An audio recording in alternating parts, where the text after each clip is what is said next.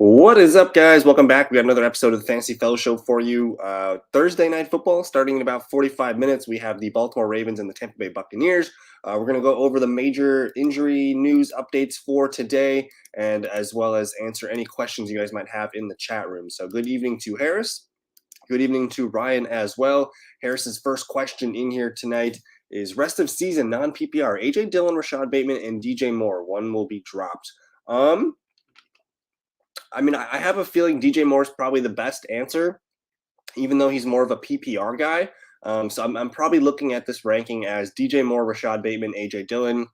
I really like Rashad Bateman, but he's been kind of known to be boom or bust. But technically, all these guys are a little bit boom bust right now. So I think DJ Moore, probably the best player on his team. I will go with DJ Moore in that question. But the biggest news of the day: Jamar Chase out for the next 4 to 6 weeks. He's a prime candidate to go on IR. So hopefully you were able to pick up Tyler Boyd this week, or you already had him. This also makes Hayden Hurst a viable tight end one option going forward. So Higgins, the pecking order is going to be Higgins, Boyd, Hurst, and then probably Mike Thomas is the receiver there. If you guys are in deeper leagues and you can afford to pick up somebody, Mike Thomas is going to be the wide receiver 3 in 3 wide receiver set. So check him out.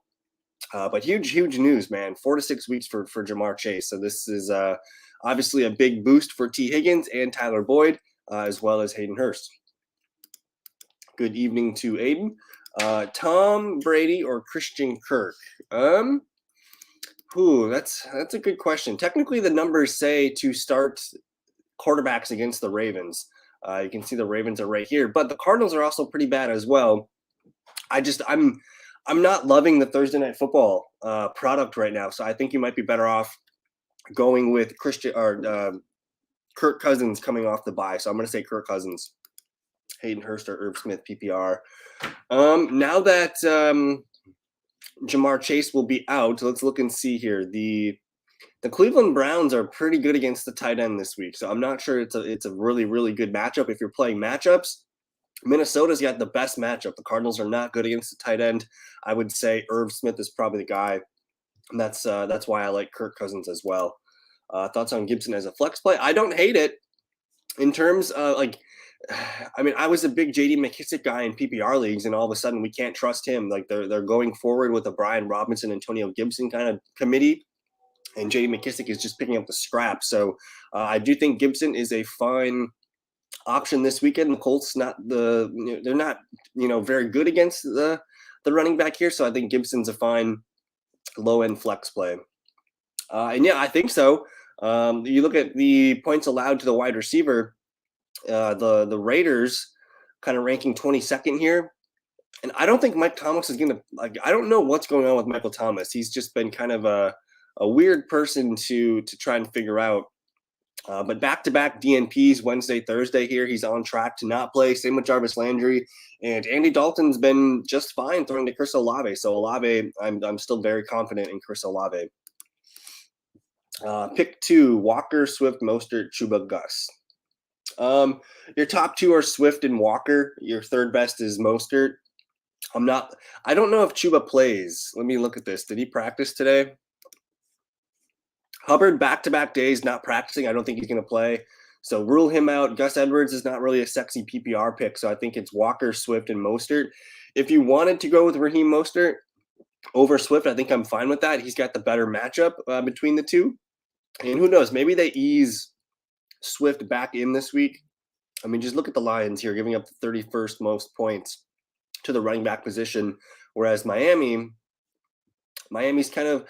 not bad. They're pretty solid against the running back here. So technically, maybe I rank these guys Walker, Mostert, Swift. And CMC is going to be good this week.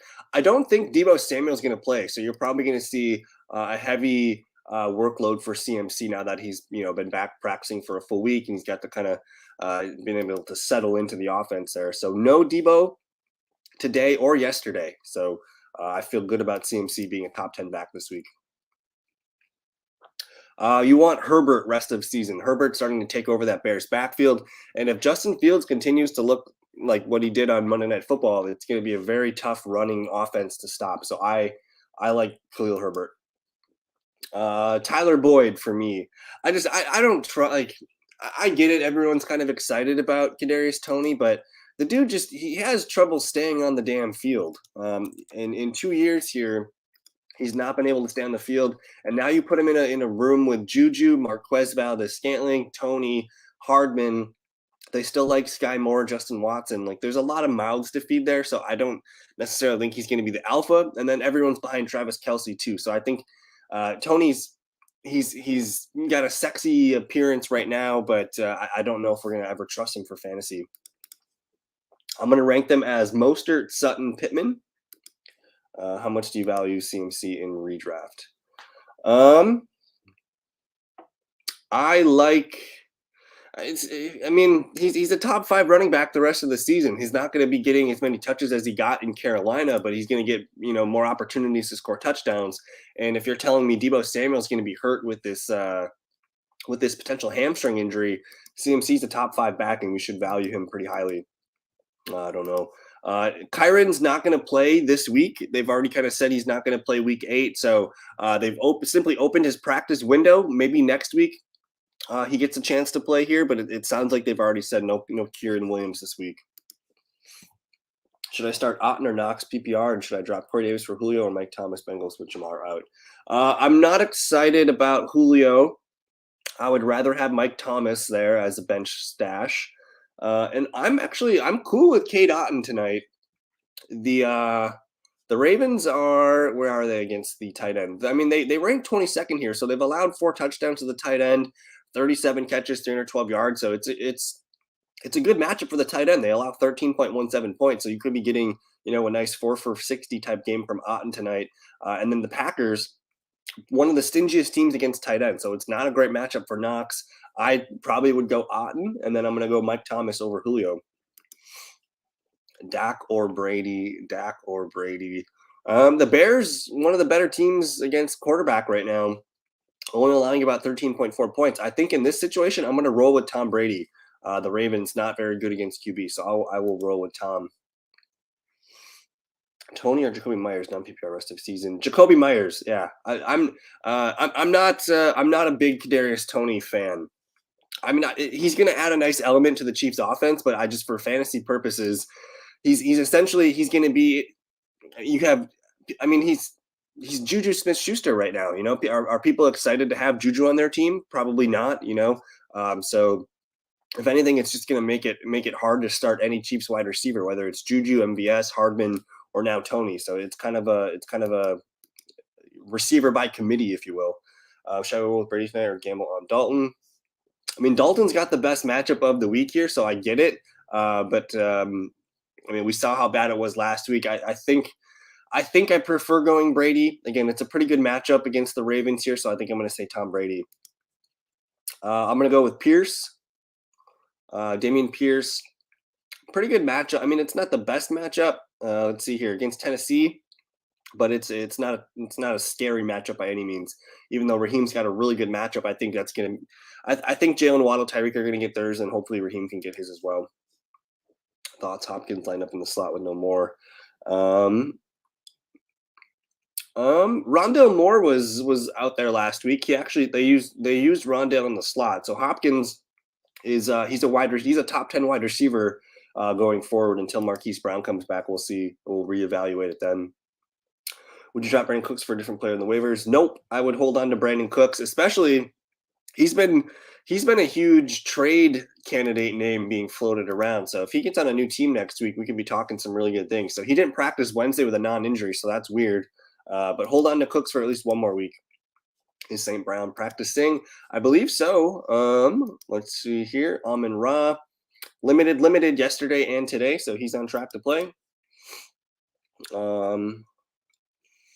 I think you probably got to go with Gus. He is listed as limited, but he's in questions like this. I like to say who's going to get more touches, and I think Gus is probably the guy. If they get into the red zone, he's got the best chance to get a touchdown. So I think Gus is your safest play, and hopefully we just start to see Rachaad White get more and more work. So I'm going to say Gus is probably the better play. And thank you for hanging out and asking questions. Gus Edwards or Rashad Bateman PPR. Because it's full PPR, I'm going to go with the wide receiver. If you're starting Gus Edwards tonight, you're hoping for 50 to 60 yards on the ground and hopefully a shot at a touchdown. But I think with the PPR, that's going to make me lean Rashad Bateman. I will go. That one's tough because Sanders has been playing really well, and I want to be a part of that Eagles offense. I'm gonna say Miles Sanders. I'm gonna say Miles Sanders for this one. Let's look and see here. Steelers defense, man, they're just not good right now. TJ Watt coming back soon, but not for this weekend. So I'm gonna say Miles Sanders. I like what Cade Otton's been doing, but I think Dalton Schultz now is back into our good graces as a tight end one. Although the Bears, one of the best teams against tight ends. So if you're comfortable and you just want to get 7 to 10 points and lock that in, I think Cade Otton, interesting guy here. The Ravens do allow a handful of tight end points, so if you just want your 7 to 10 points, I think Otton's going to be good for that tonight. Wan'Dale Robinson or Bateman or Ayuk. PPR. I think your best option is Ayuk. It looks like Deebo Samuel's not going to play this weekend, so I'm comfortable leaving.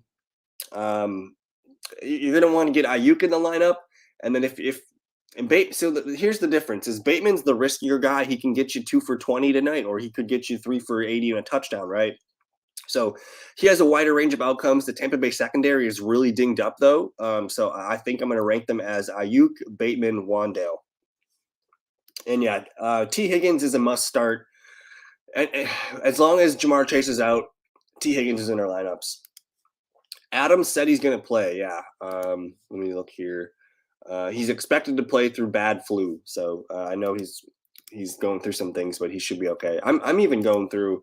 I have a little bit of a cold here, so bear with us. But I'm looking around for any other major headlines. DK Metcalf not practicing today yet. There's your Gus Edwards, your Mark Andrews are both active. Devontae Adams going to play. Darren Waller, back-to-back days limited, so he's on track to play this week.